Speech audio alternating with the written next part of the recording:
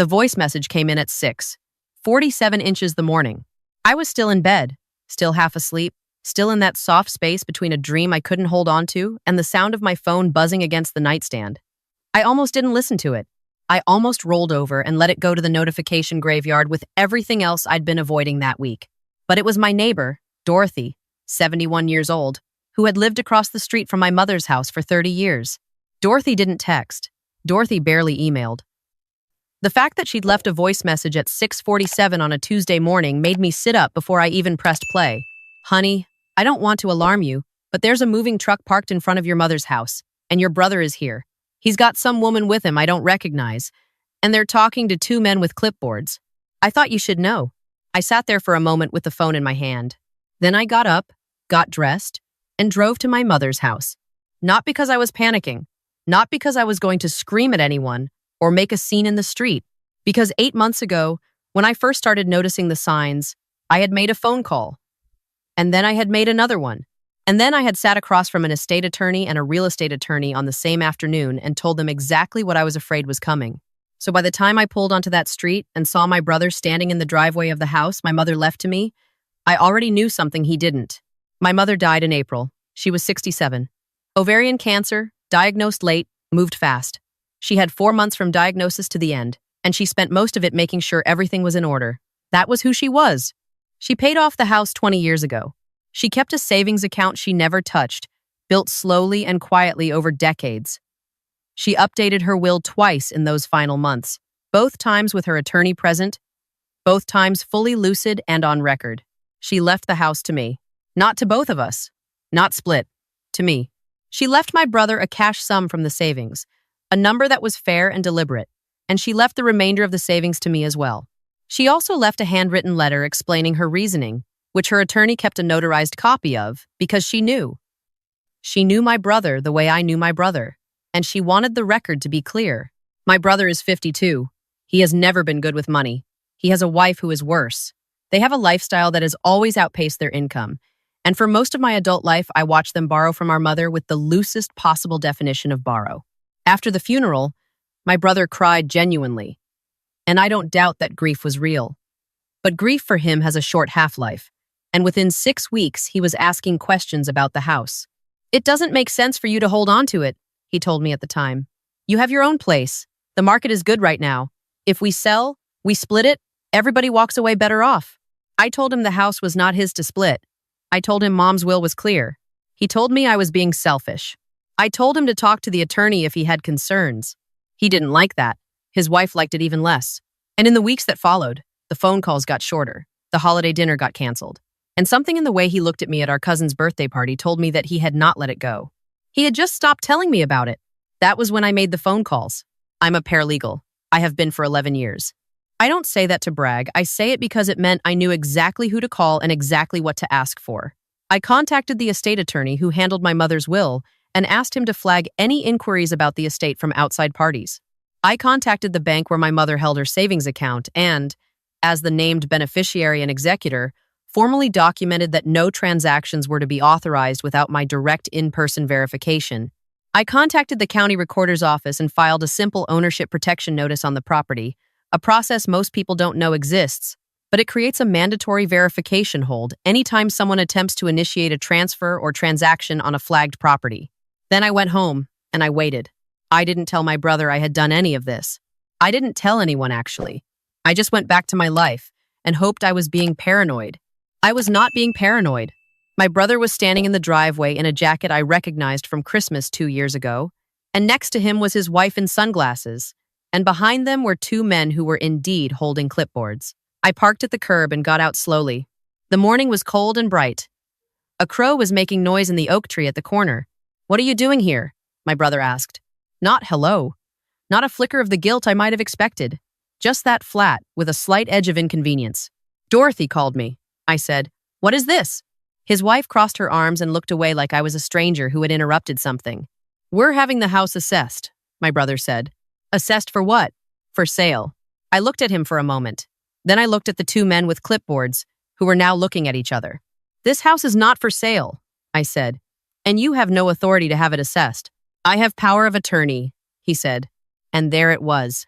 He said it the way you say something when you've been practicing it. Confident. Final.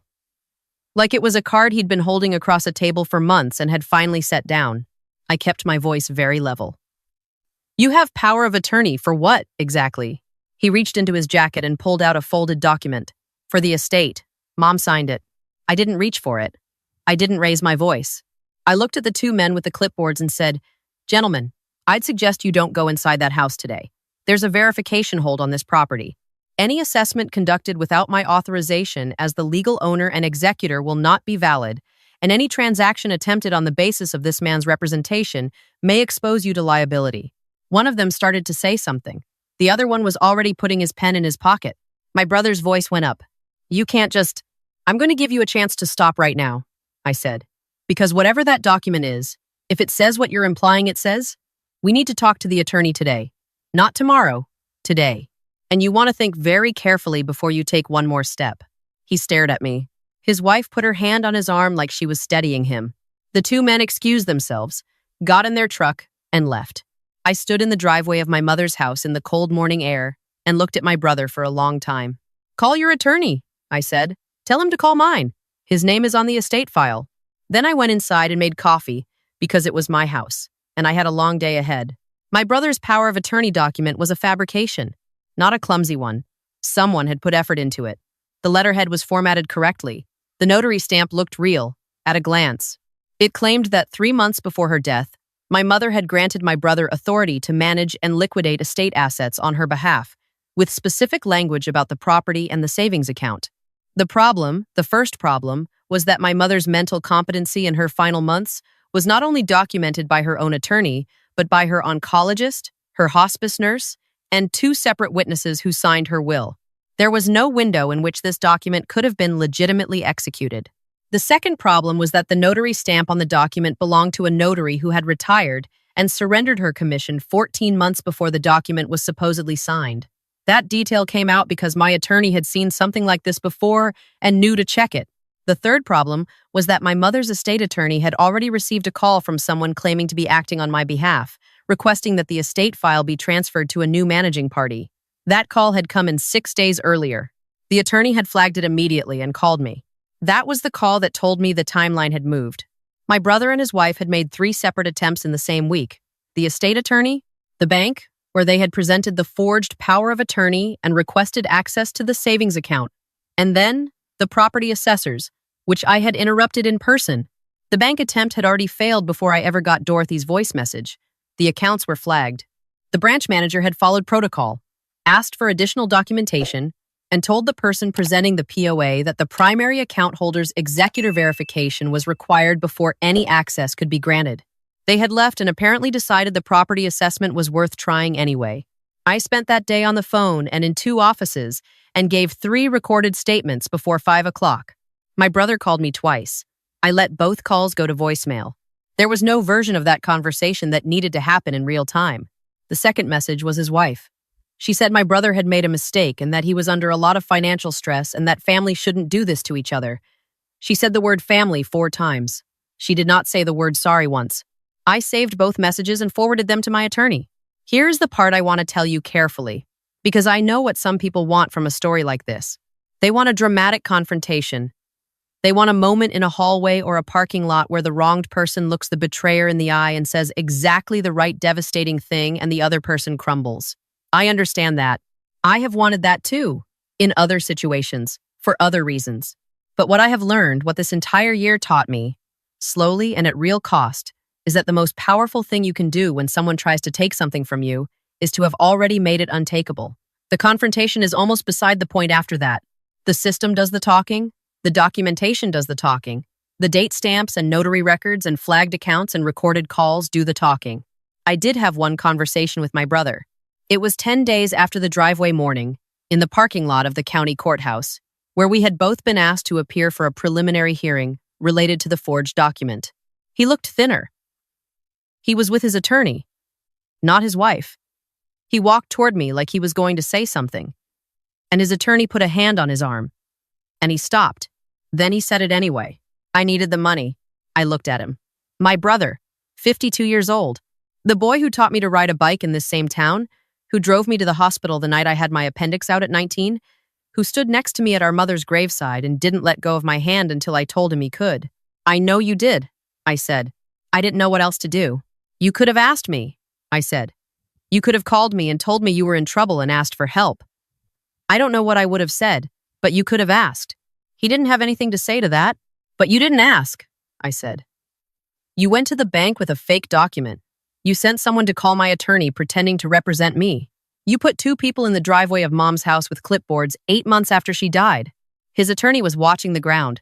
Whatever was happening with your money, I said, you decided the answer was to take something that wasn't yours.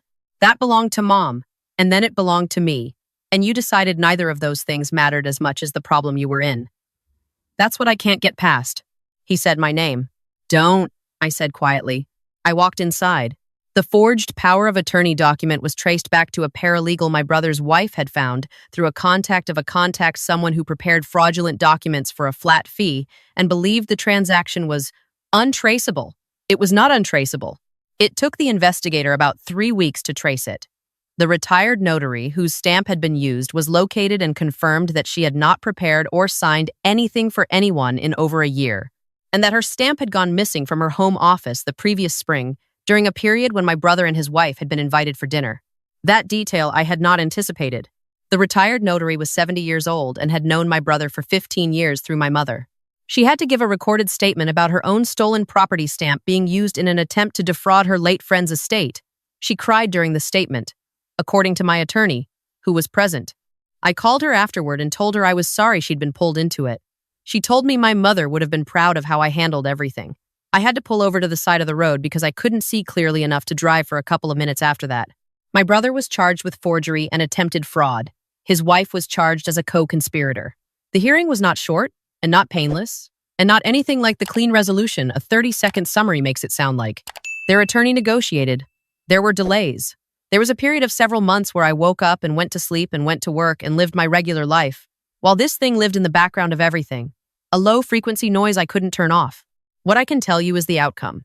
My brother received a suspended sentence and 3 years of probation, contingent on completing financial fraud counseling and making full restitution for all legal costs incurred mine and the courts. His wife received the same. The paralegal who had prepared the document received separate charges through a different proceeding that I was not part of. The house is mine, the savings account was mine, the will was clear, and the protections held, and not $1 of my mother's careful, quiet, decades-long work was moved anywhere it wasn't supposed to go. I spent a Saturday in October painting the living room of that house. The same color my mother had it, a soft, warm white she'd picked out with me 15 years ago when we repainted it together, and she stood on the ladder even though I told her I would do it, and she said she wasn't old yet, and laughed. I put on the playlist she used to play on Sunday mornings. I opened the windows because the air was good and the oak tree in the neighbor's yard was doing its full fall thing, and the light was the color it only gets in October. I wasn't happy exactly. I don't think what I felt that day was happiness. But I was in my mother's house, in a color she chose, with her light coming through her windows, and everything was where it was supposed to be. She was meticulous her whole life. She paid attention. She kept records. She planned ahead. I am her daughter. I paid attention too.